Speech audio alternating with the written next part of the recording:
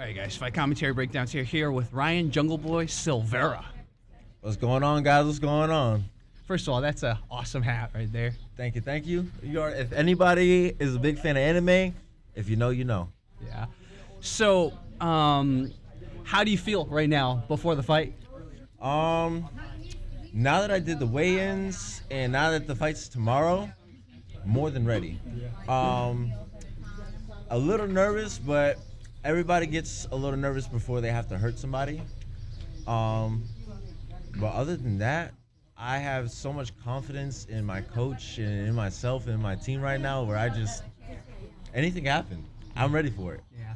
I purposefully picked everyone after they weighed in because I know, like, if I interview everyone before they weigh in, like, they're going to be like, dude, you know, right? So, like, we're seeing him after you weighed in. You hydrated a little. Yes, sir. Yeah. So, what did you do to prepare for this fight?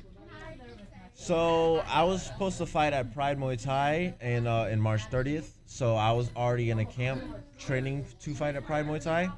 And then Hurricane Santana actually walked in my gym and was like, hey, I need one more fighter. Would you like to fight?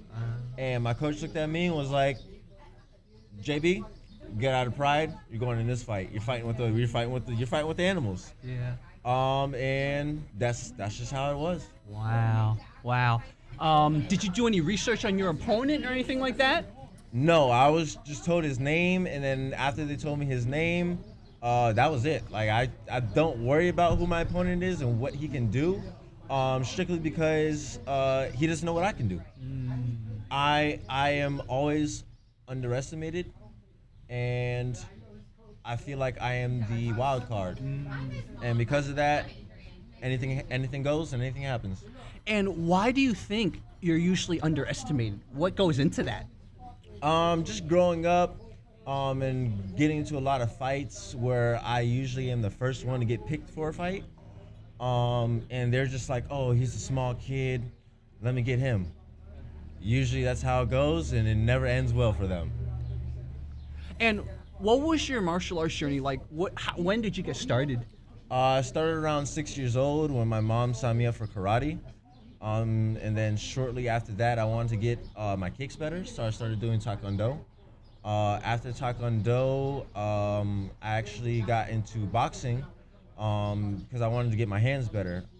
But with boxing, I got hurt pretty bad at a young age. I got hurt at 13 years old. I was knocked out. And right after that, my mom was like, you know what, I don't want you doing any of these sports. I want you focusing on school.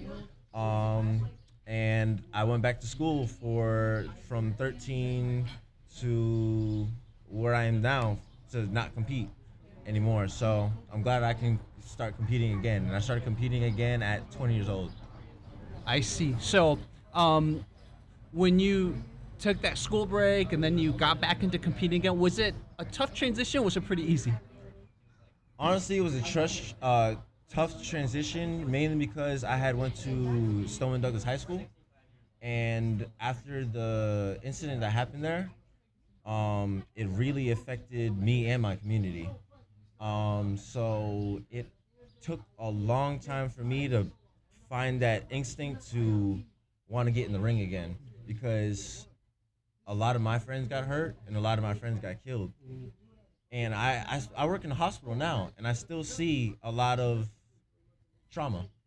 But I deal with that better now that I'm in the ring. But before, it was really tough. I see. What is your plan after the fight? Do you want to fight more? Do you want to take a break?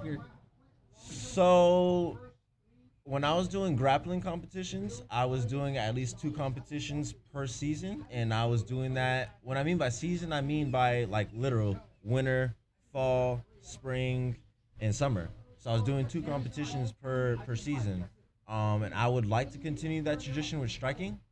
So I would like to continue right after this fight. If I can get another fight booked right after this, please let me get it. I see. Wow. Are there any opponents you want or anything like that? Nah, bring me whoever you can. If you can bring me King Kong, bring him. Give me King Kong. Okay, guys. Well, this is Fight Commentary Breakdowns. Thank you so much. Ryan Silvera. Thank you, Dude, sir. thank you so much.